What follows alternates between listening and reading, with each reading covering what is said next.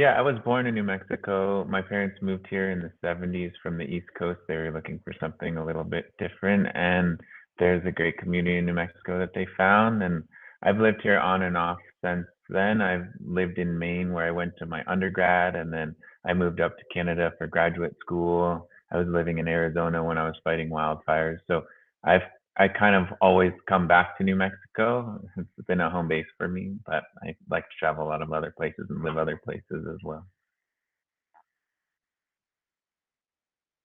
I can understand that. And I heard you mention there's something I didn't know about you, which is you mentioned that you fought fires. You were a firefighter. Was that Yeah. voluntarily or was that like a permanent member of the fire service?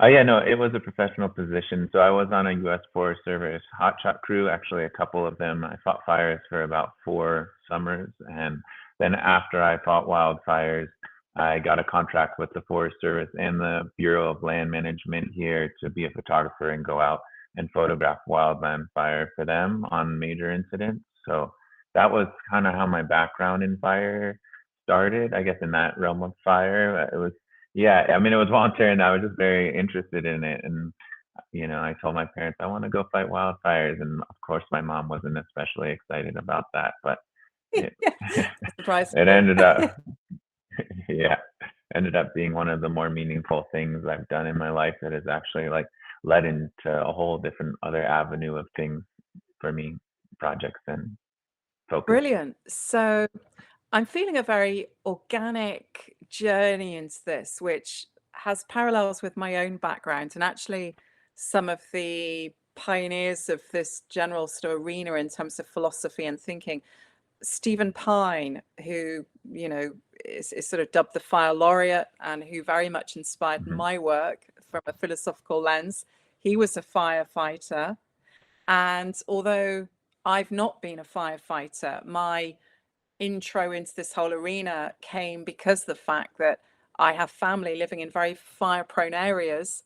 And so I knew firsthand about the challenges. And what I found, and I'm wondering if you experienced this as well, when I was a little girl, I watched the 2003 uh, fires burning through San Diego County on the television. They were screened here in the UK, and I remember seeing the huge the flames jumping 20, 30 foot above the forest canopy. And I remember feeling really scared, knowing that that fire was heading in the general direction of my family's, homesteads. And since then, my feelings have changed because I've become more aware of fire as a phenomena. How did getting up close and personal with fire as a phenomena impact on you?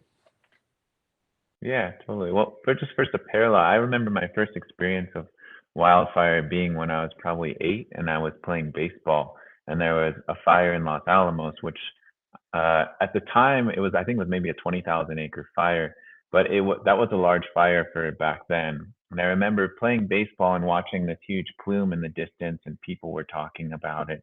And Los Alamos is where the national labs are, so there's all the nuclear facilities, and it was burning on part of the lab's property.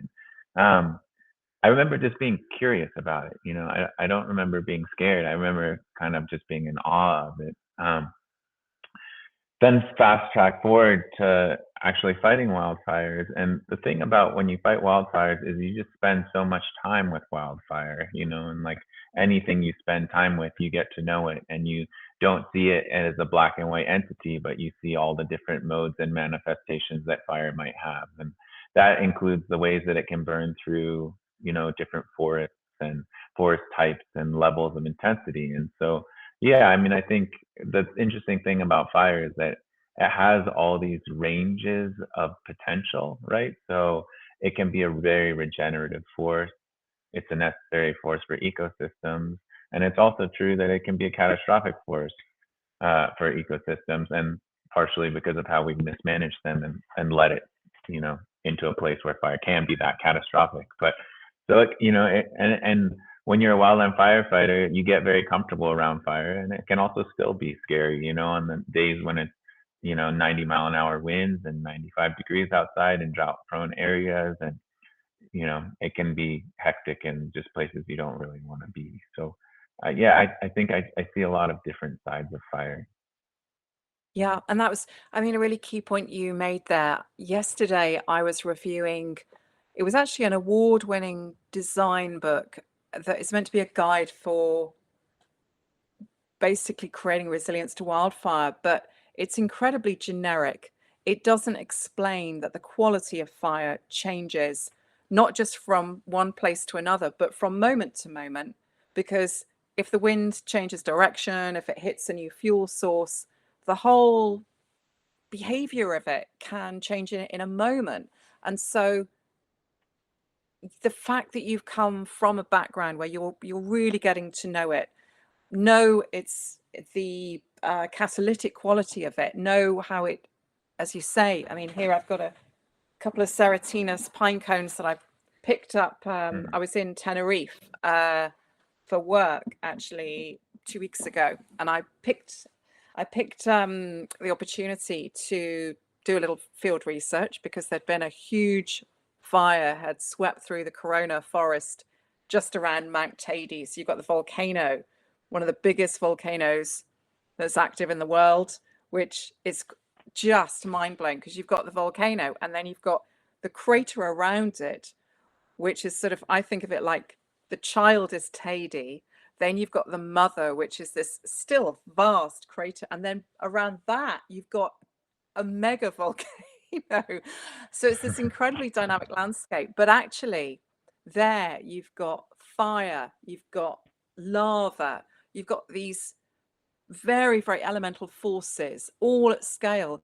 And yet you've got, as in California and the West, you've got species that are adapted. You've got canary pines, and they are some of the Mhm. hardiest like trees on the planet where fire is concerned. So I just have to go and have a look. And you could see as you went through the forest how moment to moment it had changed. You could see, you could read the whole of the fire through the behavior, of or the reaction of the trees. You knew by, what had burnt off, where the renewal was, etc. And then you could look at that and you could understand, okay, yeah, this is because of this landscape feature. It's in a ravine, it's on a particular slope, all just incredible. So this granularity, this heterogeneity of fire, it makes it complex, and yet from a design perspective, so incredibly exciting. So thinking Mhm. about your work, so you've been up close and personal, you've worked in fires, you have worked with the National Forestry Service, you've been a photographer, so very visual, you're picking up on all of these details. At what point Mhm. did you think, right now, I'm going to take this and I'm going to do something new with it? Sure, yeah. Well, so I also have a background. I'm a ceramic sculptor and an artist. So, and I actually specialize in wood-fired ceramics, which is based on a Japanese style of firing where you fire the kilns just with wood. You build the fire in the kiln over the course of 4 to 8 days. And when you do that process, you really get to know fire, like the way it moves through the kiln, the different spirits it has, the way it can imbue the work with beauty. It's like all about what the fire does to the ceramics and how it traces over the surfaces. So I had that knowledge and I was doing that in the off season when I wasn't fighting wildfires. So I was attuned to seeing fire as a beautiful thing. And when I would go fight wildfires or do prescribed fire or work with fire in the landscape, I would see fire moving through the landscape like I did in the kiln. And so I had an attention to it as something beautiful. And occasionally, one of the main firefighting tools is a Pulaski, which is just a digging tool. And when I would be, digging up uh, clay occasionally, I would like pinch a little pot and throw it into the fire. And I think that was the first seed in my mind, like, wow, this is like kind of fun. I can combine these two interests I have, or these two connections I have to working with fire. Um, and then when I stopped actually fighting wildfire, as an artist, I'm a sensitive person. Like I'm very in tune with the environments around me. And there's so much energy and transformation that's happening in fires that it was it was a lot to process, and I needed like some way to think about it and some framework to work through that. And I knew that I wanted to combine ceramics and fire as a meaningful way of expressing, I don't know, teaching about fire or expressing things I've learned through it. So when I went to graduate school, that's really when I started for design. That's when I started digging into, okay, like where do these come together? Where's the important, information that I can glean here? And how do I process this for myself, because being around fires can be very intense and I needed a way to process that. So that's how that all Mm, came. I mean, I'd be happy to talk about the work that came out of that, but yeah. absolutely. And just when you applied for graduate school, what was the response when you put your idea on the table? I think that was just one of my ideas. I thought I was going to design school to design like backpacks and stuff. Like I was like I was like, I need a stable job, so I'm gonna go to design school instead of just being a ceramic artist. But then I got to this program and actually ended up being like a systems design, sustainability design. It was technically called an interdisciplinary design, and they're like, no, no, no, like you're not designing backpacks. Like we're gonna teach you how to see relationships and pull out patterns and make meaningful strategy for moving forward. And they were very interested in my fire background and also my ceramics background, and they put me into a lab that was researching 3D printed ceramic materials for architectural purposes.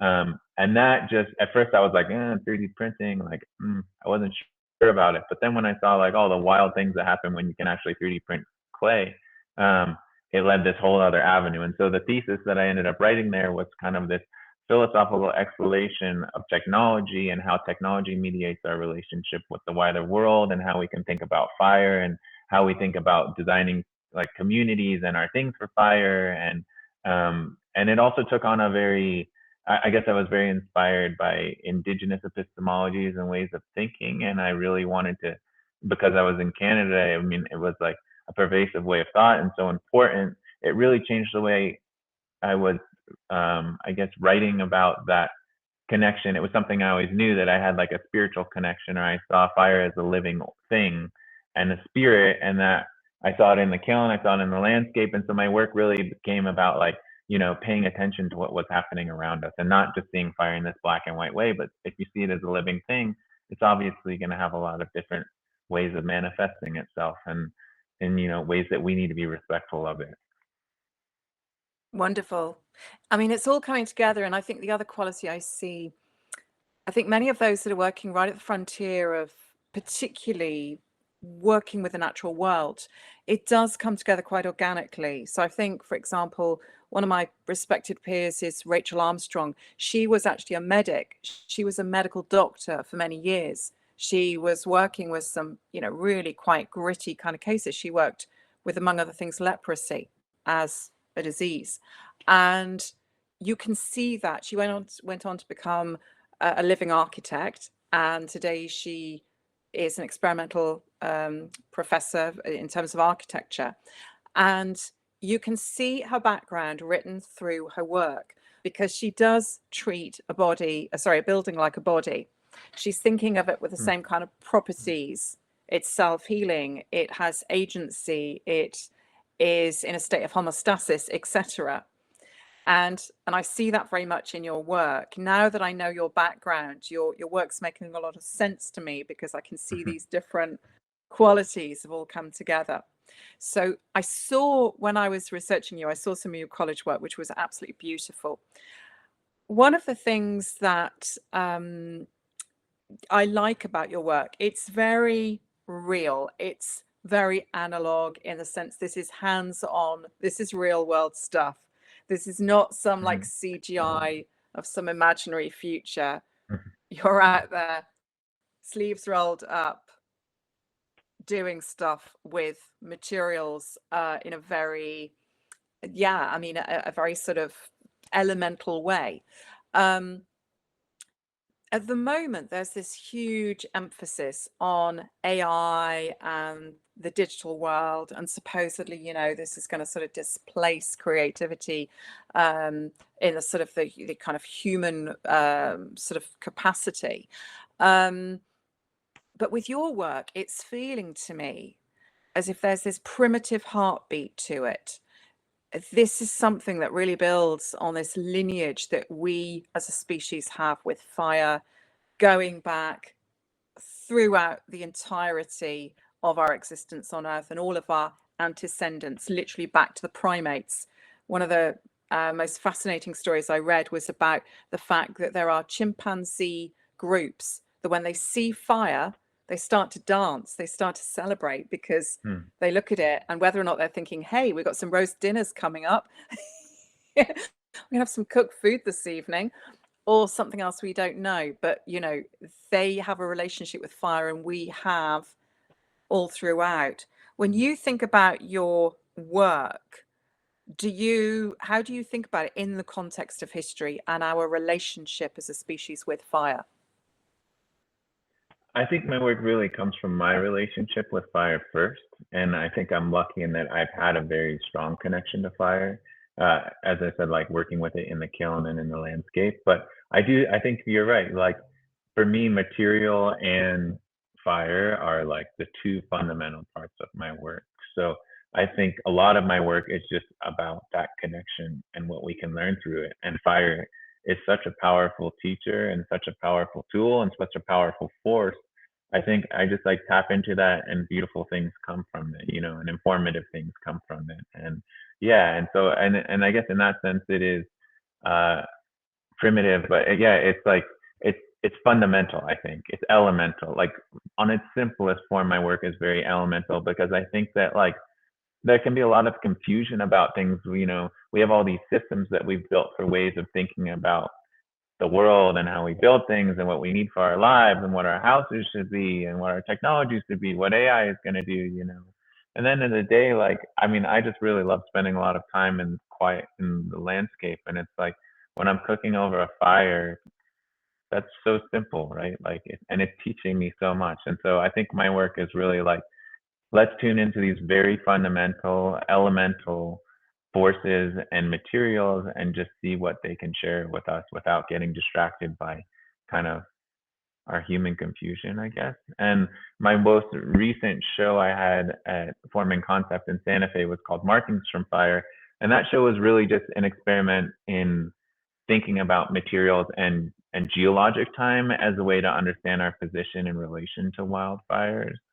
And on just like a simple but kind of profound way of like I'm working with some of the feldspars I was using to make into glazes are like 1 billion years old. They're from the original formation of the Earth's crust, and that I can just go out into the landscape and grind these into a glaze and then fire them with wood and make this, almost geologic piece again is like was kind of mind blowing. It's like to me, it's like it's a simple kind of a simple thing, but it's like, okay, what is there to learn in this? Like how can we understand ourselves better by thinking in these bigger time frames than just like I'm going to the grocery store to get food? And one of the things that when I was thinking about using the wildfire as the kiln, obviously wildfires are very unpredictable. How do you plan out a project? How do you work out where is going to be the best place to put your pieces? Yeah. I used to be like, I want to be around fire. Like when I was younger and fighting fire, I was really eager to be around it. But now I actually don't need to be around it as much. And I'm actually enjoying engaging with it indirectly. So this project, I have a project where I'm placing these large ceramic panels out in the landscapes, and eventually they'll get burned over. And it's supposed to be a recording of fire moving through that landscape. As it's an ephemeral moment, those landscapes change. If they're important to us, we might grieve the fact that they've changed, but we don't really have a way to process it. I don't know, or we don't have good ways to process it as a community, I should say. Mm. So those, a lot of them I'm just placing out in the landscape, and it's like a 10-year, 20-year, however many year project, that I'm trying to keep track of when fire moves through there to go get them back. I'm also working with fire managers now in order to like put them in prescribed fires because part of the intention in that project is actually to see how fire moves across the landscape differently. So I'm imagining gridding out like 20 of them and then having a fire move. And that is actually just taking, yeah, it's like more a issue of access. Um, and I do, if I do see a fire starting, sometimes I'm like, oh, maybe I should go like drive out there in my truck before they get all the roads closed and drive up in there and go drop some, and I'm so open to that. But it's like, I'm kind of like, I'm trying to take it more of like a slow, longer frame thing. I mean, that's cool. It would be cool to have the panel fired, but yeah, it's part of kind of a bigger process for me. I mean, I love that approach. Obviously, with a prescribed fire, as you say, you can anticipate where it's going to burn and when. So that, yeah, Mm, that makes absolute sense now you've said that. But I also love the idea of, making these drops and not quite knowing when they're going to convert. And presumably, when the materials are there in the period until they burn, hmm they will be state changing in various ways. Is that part of the record environmentally? Yeah, totally. I think that's part of my curiosity there. You know, they're getting weathered and then they're getting fired, I guess. And yeah, it's really cool. I actually haven't gotten any out. Like, some of them may have burned and I'm not aware, because it's actually like it's a lot of time to try and figure out where fires are burning all the time, and if a fire is burned in an area or not. Just alone to like keep track of where I placed them all, but and be able to go find them again. But yeah, it's cool to think about how they're changing over time, and it will be exciting to get that if it's not 20 years down the road when you go unearth something and like, wow, it's a I suppose cool record. absolutely. And relating it to my own work, which essentially draws its inspiration from fire ecology and looking at, I'm particularly obsessed with pines and oaks as tree families, um, and looking at how the fire triggers certain processes, how there are different strategies within these plants. Some of them are, it's like they've got a pyro armory, and they're kind of like, I would describe them as kind of Bruce Willis in Die Hard. They, pretty much anything can take them on and they can survive. And then you've got other very sacrificial martyrdom type plants that will sacrifice themselves to the fire, but then their offspring will benefit from the fire. And then you've got variants in between. And philosophically, that is interesting. But it's also interesting, not just sort of intellectually, but from a design perspective, because it is a totally new process. It's a new approach to design. It's going beyond just circular design or sustainability. It's actually bringing death. There was Jane Jacobs, one of her very last books. She's the urbanist. Before she died, there was a book about the death of architecture as a sort of the death is the new beginning. So it's a very sort of the relationship between that which is ended and that which is beginning. And with your work, one of my first thoughts was, I wonder how ceramics could be used as a medium to explore some of these natural strategies because of the transition, the material transition, the taking something that has been in one material state and then turning it to another, and what that might mean for architecture, because there would be a birth of something new. You've looked, I know I've seen your folio, you've created objects of maybe the size of this. You have hmm created furniture, which this is actually a scale model, but the equivalent of a chair kind of size. What's the biggest that you think that you could potentially create, using the methods that you're working with? Well, I actually just purchased a 3D printer that can print architectural scale, like viscous materials like Adobe and maybe potentially ceramics. So, yeah, so I'm going to be able to make structures here soon when I get that going. And I haven't necessarily been thinking of them as maybe a continuation of this wildfire project, but they might be. I mean, I could go print structures. When people often hear about my work, they're like, "Do you know about the person, and I'm forgetting their name, but who burned the house. I think there was like a person who created like like a house that they then baked in ceramic or Mm. something, which I think is a cool idea. I like what you were saying about the state form and transition and how we think about maybe using that in design and architecture. And I think for me, that's kind of like thinking about it in the what I was talking about, like as a living thing. It's like if you think about fire coming around your house and you're thinking about your property and your home and the design of it to be engaged with a living thing coming, right? As opposed to something that's not at all built for that. It's like, okay, you're maybe you're designing for it to change in a way that could be positive, that could be resilient, and I think that's really interesting. I think there's a lot of potential for that that has not been Mm. done at all yet, and like even thinking about like, modular ceramic panels that are on the side of your house that get a cool pattern if a wildfire comes through, and the rest of your house is designed just so that the whole thing's not going to burn down, and then it's like, all right, when's this Mm. fire going to come, because it's going to make my house look more beautiful.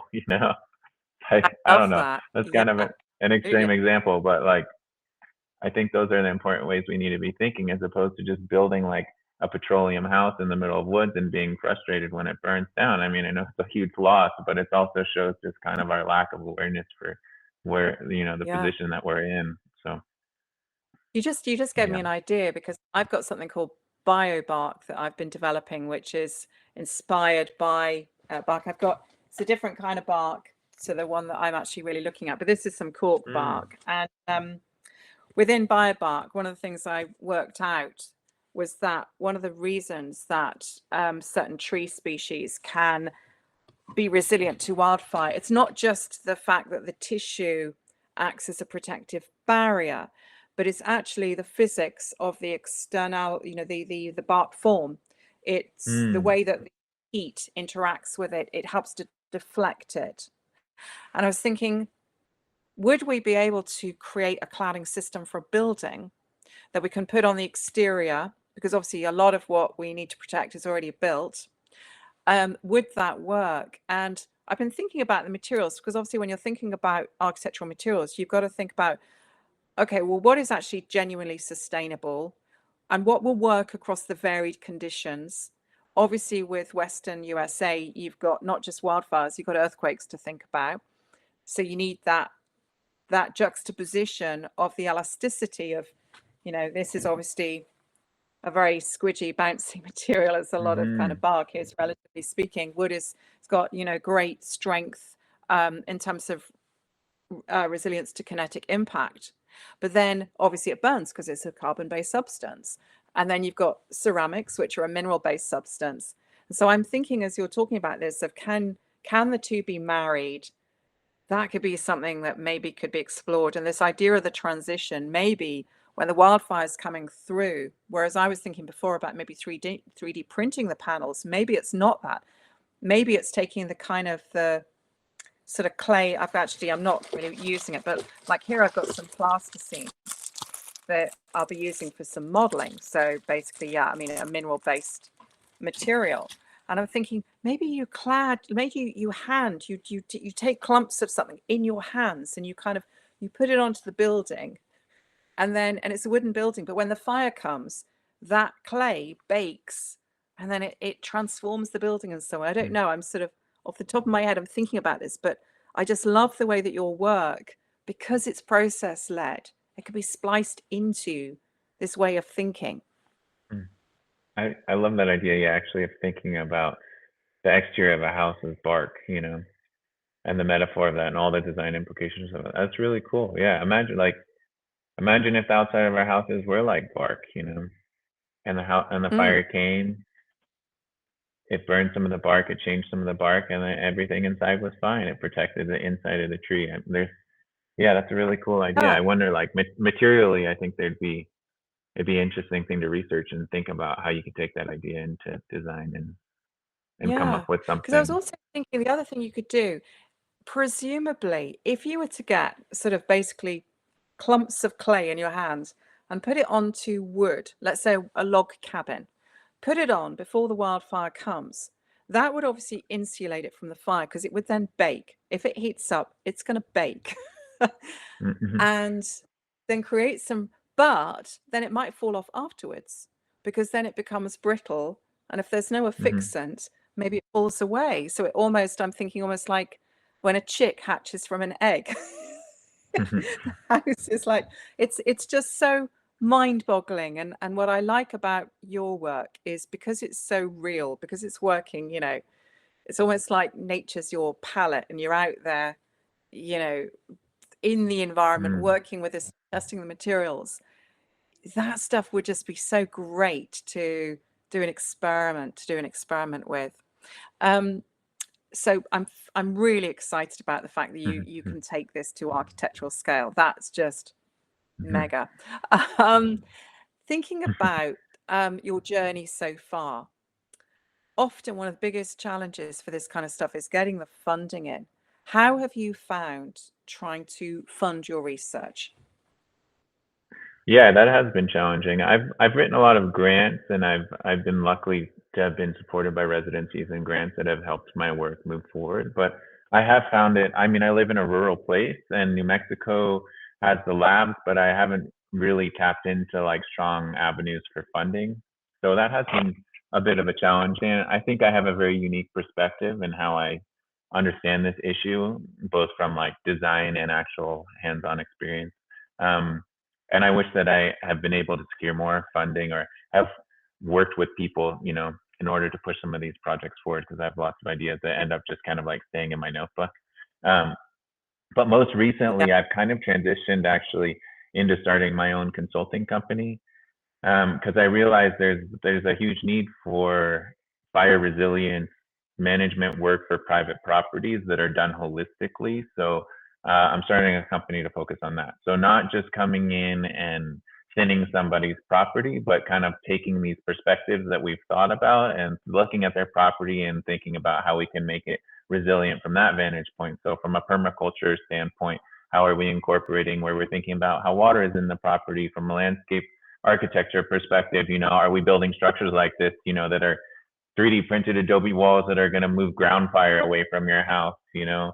And then how are we going to actually look at your house and the way it was built and try and maximize its potential for, you know, surviving a wildfire and then working with the landscape as well and thinning stuff out. So I'm starting a consulting company to because I just see there's such a need and it's going to fund my other research. But I am really interested in like the architectural perspectives of how we could design things that aren't built yet, you know, like not just going to a house and trying to like kind of patchwork, like, let's try and make this thing not burn down, but like take the ideas that we were just talking about and thinking about bark and actually researching them and moving them into something. And I think yes, and I haven't been part of a group doing that. I would love to be part of a group doing that. So if you know people who need someone who can think in those ways, I'd love to get connected with them.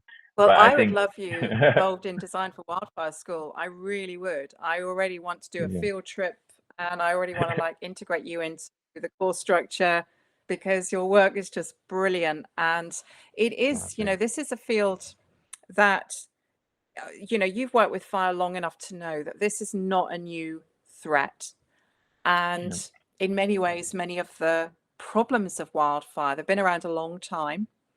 There's a very reactionary sort of knee-jerk response at the moment, and understandably, you know, obviously when you get fires like the one that went through LA, people want to respond.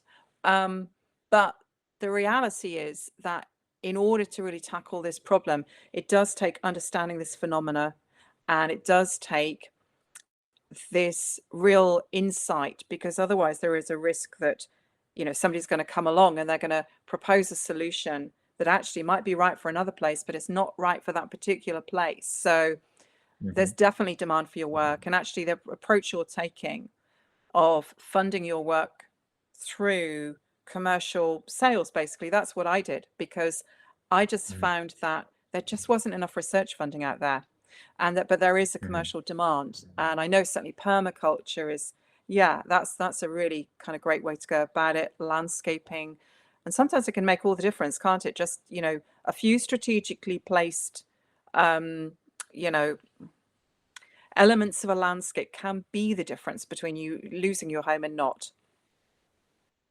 Totally. Yeah, and I'm learning so much just from doing that actually. So I'm starting this consulting company. It's like brand new. I had this idea like 2 months ago, and I was working for someone this past week, and I was cutting out a bunch of oak around their house. And I haven't spent, I have oak forests, like scrub oak, but I haven't really I spent a whole day trying to create a mosaic out of this oak so that they still had like the beautiful feel of it, but so that it wasn't like 100-foot wall of brush that was going to burn their house down.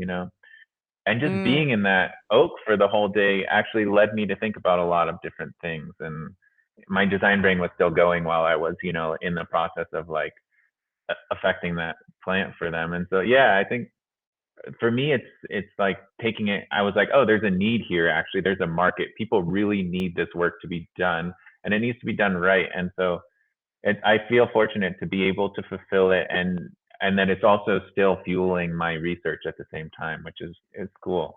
And after yeah. I had finished that project and could go walk through the oak, I was like, wow, this feels healthy. And now their house is safer. And I don't know. And like for me, any house that doesn't burn down is a huge win because we're not really talking about all of the pollution that's happening from that in terms of watersheds and air Yeah. quality and that's also Yeah, stuff that's that the I learned problem, isn't it? firsthand. Like what, Yeah, because yeah, it's when the house burns, so many things, so many plastics and other basically toxic stuff that it goes in, as you say, it goes into the streams, into the rivers, into the lakes, into the air, into the soil, everywhere. And when it's there, this stuff sticks around a long time. So definitely the contaminants, that is a big issue. But I mean, the other thing, huge. because a lot of people now are sort of trying to almost kind of court big industry, particularly insurance companies. But one of the things I'm guessing you'll be very much aware of is the fact that a number of areas, obviously, wildfire insurers are moving back from. And even when Hmm. they are there, some of the terms that they have for the residents are not, they're not actually workable. So the premiums might be too expensive. Or, and this is something I'm hearing a lot from sort of friends and family in the States, it's that if the fire burns your house down, when you rebuild, the cost of the rebuild would be so extortionate, and you'd have to do so many things. There'd be so many loops to jump through that a number of people I know are just, they're no longer even bothering to insure their place. They're just like, when the Hmm. fire's going to come and our home is going to burn to the ground, and then we'll just rebuild ourselves. We'll work with our communities, and they are in places where there are really strong communities. So when I think about this and I think about fire resilience, it feels to me like there is this return, because fire insurance, do you know where it came from? Do you know the event that catalyzed it? Okay. Mm-mm. It was the Great Fire of London. So until the Great Fire of London in 1666, what used to happen is that the local community, for example, the local church, they would have a whip round. They would basically, when a disaster happened, everyone would club together, and that's how they'd rebuild. But insurance, fire insurance, was it emerged from that event, and then from fire insurance we got other kind of classes of natural hazard insurance.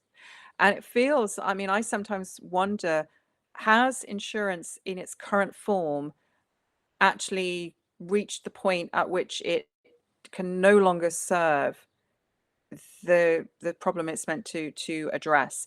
Might there be other ways of working to build fire resilience? So, for example, thinking about your work, let's imagine we've got a Hmm. community, rural community. The fire is inevitable, and it just so happens that it comes through in the worst fire weather, and it's catastrophic. How can you see the kind of ideas you're working with maybe being applied by a community to rebuild? Hmm. Yeah, totally. Well, that's actually all really interesting. And part of this consulting company, I was originally like, oh, I can create reports for insurance companies for when people lose their insurance. And I'm thinking about how frustrating it is to spend, you pay for insurance for 10 years and then they just kick you off your policy. I mean, it's like, that's kind of crazy.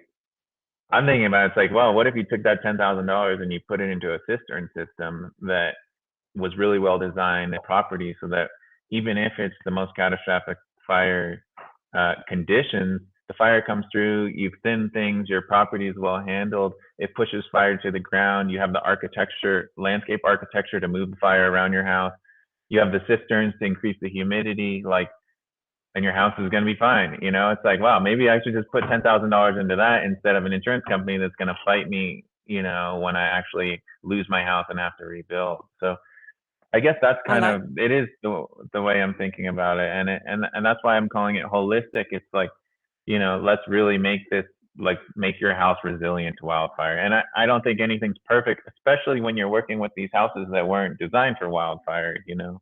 But like the recent house I was working at had a metal roof, it had a cement wall. The only major things it had that seemed dangerous were like its decking, you know, and a couple of porches. And it was like, if I can manage the landscape here and we can take care of the deck, you know, and put in a cistern, this person's probably going to be fine. And it'll actually, if we can push fire to the ground, it's going to regenerate their whole property. So, you know, I mean, I think those are important ways to think about it. And I'm part of this project now in Taos called the Paseo Project, which is having a show in the end of August, which is, it was a really cool project where they take 10 artists and they paired us with 8 scientists, fire ecologists, to just talk about these issues and come up with art around it. It's going to be a really cool show.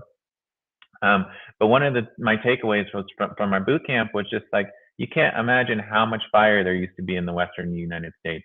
Like millions and millions and millions of acres every year was burning, you know, and they were low intensity fires that those ecosystems were adapted to, you know. And it's kind of like, if we want to get out of this quagmire we're in, we kind of need to start thinking about how we can keep moving fire through the landscape, but just in a way that is not going to destroy all our stuff. And it's hard because most things are designed, they're going to be destroyed, like, you know, unless we do something about it. Like they're not built with fire in mind. And so, yeah, I don't know. I absolutely. guess I am thinking about like how we do these. They're not necessarily complicated design techniques to try and make people's homes more resilient while we build the technology, and hopefully people pay for the research to actually, you know, create like our bark cladding for a house, you know, or whatever the Absolutely. case might be, you know.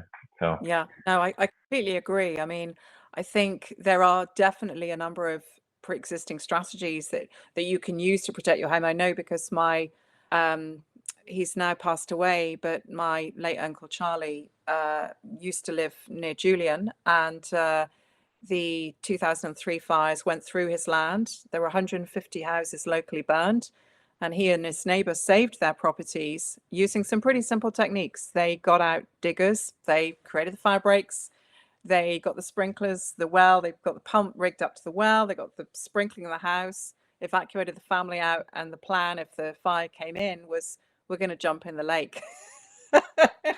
yeah. You know, but I mean, it did save the property. And then, of course, you will lose some properties, but again, there are so many things that we can do using both what we've already got and what we can innovate. And I love your idea about, you know, it absolutely makes sense to put the money into creating your own insurance. You're insuring your own Mm. property through strategic interventions that are working with the Mm-hmm. science of this. And that, I think, that gives you the autonomy.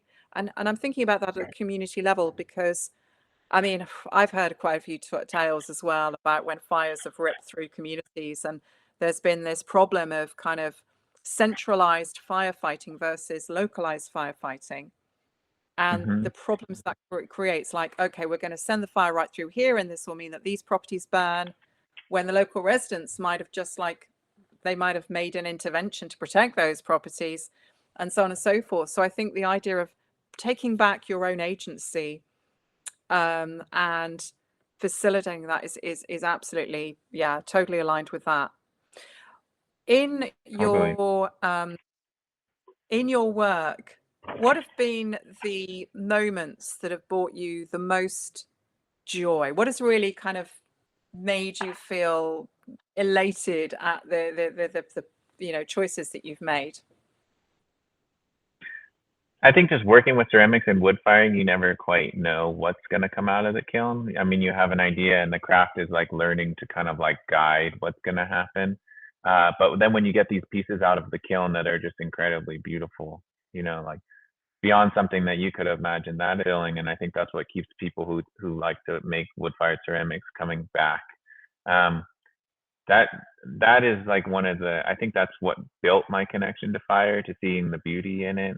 And so that's one of my favorite things. I think that's where a lot of meaning for me comes from. Wonderful, Yeah. wonderful. It's funny Yeah. because when I went to art college, I was very happy with many different mediums, pretty much everything. There are just two mediums I'm not comfortable with. Number one is hair. I seriously think hairdressers are magicians. I don't know how they do the things they do. And ceramics. And I remember the precise moment when the kind of it for me, and it's a bit ironic given kind of what I now do. I remember my art teachers going through the basically the discussion about how many things could go wrong in the kiln. And I remember thinking, so you mean to tell me that I could put all of this work into crafting my beautiful piece of work, and then I could put it in the kiln and it could explode, or that could be some catastrophe. And I remember that really put me off. But actually, I can now, I sort of now relate to this element of surprise, and there can be this Mhm. beauty in the unknown because you can't be absolutely certain. I mean, if you're putting a glaze on, presumably it can be a little bit different depending on certain factors in the kiln. Mhm. Yeah, and Is it it that? can be, and I think it's all about the interaction. So in a kiln, a wood kiln, it's kind of like if you think about a river flowing and you think about boulders in the river and how they get shaped by the river flowing around it over time. The same thing happens in the kiln, but it's with the marking of fire. It deposits the ash, which creates the glaze and creates all these hues and variations in color that are really beautiful. Like incredibly beautiful things can come from that. And so you learn to work with different materials, and different materials interact with fire differently. And so the exciting part is, say, when I go harvest a material, a rock, I grind it down, flip or a glaze, and then I put it in the kiln and it comes out with this amazing surface. It's like, it's the relationship there, it's the collaboration there. It's not like, oh, I didn't expect that to happen. It's like, I expected that to happen, but I didn't know it would happen quite like that. And that's amazingly beautiful. And like, so it's like the skill and the collaboration with the kiln and the fire that brings apart about something that's more than you could have just done if you were just trying to think of it yourself. And I think that's like a way I like to think about fire in general, like as a tool like that. And Wonderful. I can't remember the artist's name. I'm sure you might have come across them as well. I remember I saw a documentary once, and it had this incredible artist. I think he was Chinese, and he used to create art by getting two canvases, and on the bottom one, he would strategically place gunpowder as well as various other objects. And then what he would do is he'd set a fuse, and these little explosions would go off between the two canvases, and then he'd lift them apart, and each he'd have two beautiful paintings, or well, not paint, but sort of fire art, each of them with similarities but a little bit different. And there was this sort of really ephemeral kind of quality about it, but just captured in, as it were, the canvas. Have you ever seen that artist? I can't remember their name. I had it. That's cool though. Yeah, I haven't seen that. Yeah, I'm not so good with names. I could probably draw you a picture of of his art, but with names sometimes escape me. But again, it's just this element of interactivity. And I think the other thing that reminds me, or it reminds me of here, is that one of the things that when I started looking at biodesign and biomaterials is that you can never be quite sure what you're going to get, because you're not, if you are creating something that's genuinely working with nature, it could go in these different directions. So there's a parallel there with fire. And I can, see why in mythologies, fire is thought of as this living entity with these lifelike qualities, because that is how it behaves. Yeah, Totally. definitely. So we've just got 10 minutes left now. And there are a couple of things that I just wanted to go through. So first of all, when you think about what you'd really love to do in the next several years relating to your work, what are they? What's the dream? Well, I can tell you about some projects I have upcoming. Yeah, my current dreams. So, I'm going to be Brilliant. building a 3D printed kiln. So with that architectural scale printer, the kilns we use are large. They're like 20 feet long, sometimes even longer. And kiln brick is very expensive. So I'm working on a process to actually create a slurry that I can 3D print. That's a cool project just because it's relating actually to architecture because there's going to be a lot of fire that goes through that material, you know? So kind of what we were talking about there, I'm going to learn things about 3D printing architecture that kind of interacts with fire. So I'm really excited about that. Um, I am excited about this consulting company I'm starting just because I think it can bring a lot of good to people. And so I'm excited about learning about, you know, it's going to be a craft that I'm building. It's something new. So kind of developing those skills and then building a more permanent studio. I mean, that is like really my dream to have a beautiful studio where I can really build all the things and have all these ideas in one place. And I don't have that right now. So that's all kind of Brilliant. what I'm working towards. And having sustainable funding to just like, you know, be able to bring these good ideas into the world consistently without having to, you know, constantly figure out how to fund them. But Yeah, yeah. If it's any consolation, all of my creative heroes, they all had funding issues. I remind myself that, Leonardo had to do a spot as basically an event designer, among other things, to yeah. keep his going. We're in some good company. And also, when you think about the places that you might like to work in the world, obviously you're very closely attached to New Mhm. Mexico. That's your primary base. But are there any other places, fire-prone places in the world where you'd love to go out and do some experimental work? Yeah, for sure. Actually, I've been working in Montana the last few summers. That's where I put a lot of the panels out. I love the landscape in Montana, but I haven't worked outside of North America in terms of wildfire, and I would be really curious to kind of do like an exploratory reach into other, yeah, into other geographies and landscapes and cultures and explore how people have historically thought about fire in places outside of North America. This is kind of my place of expertise, but yeah, so I mean, there's a lot of potential there. But Yeah, yeah, there's that would there's be so that much one. knowledge. Yeah, and I'd be curious Oh, to see like, you know, I don't really know where this would be. I'm sure a lot of places outside of North America, but like where wildfire is a part of the ecosystem and hasn't been managed and repressed, I'd be really curious to go to places like that and see if it's, you know, where that might still be happening. But, yeah, absolutely. There's definitely places in Europe. There's definitely places in Europe. I mean, the fire management problem in Europe is very similar to that of the United States. Fire suppression, people building too near to very fire-prone landscapes. There used to be the literacy, there used to be the understanding of fire in the landscape, but you know, obviously over time that cultural legacy breaks down and then you get the gaps. And I think what we're going through now is a reintroduction of this. People are learning to read their landscapes again, learning to understand that nature is not one of the pictures I used to use to try and describe how perceptions of nature change throughout time. And I used to use a Rococo image called the swing, which actually hugely inspired Walt Disney because Walt Disney was very into French Rococo art, among other things.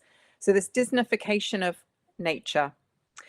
And I mean, again, being a firefighter, you all have seen them and they make me cringe. When you see people that want to connect with nature, they want to live in nature, and they build a house in nature that is completely the antithesis of what is appropriate to the site. So it mhm. might be, right next to a really combustible area, but it is itself totally combustible. So it's basically built to burn, but not intentionally. And within Europe, we have got areas where this problem has occurred, as in the United States. So definitely things like interruptions to fire regimes, fire culture, the craft. But there are other places where you can go where they still have these ancient ways of managing fire in the landscape. So, for example, a few years ago, I was in Sicily, which is a beautiful island, Mediterranean, so it has wildfires, and it's quite the experience driving in Sicily, because it's a lot of the soils are, you know, quite loose. So you'll be driving along the road and like half the road has disappeared due to a frana, which is basically a landslide. So you have to be on your toes.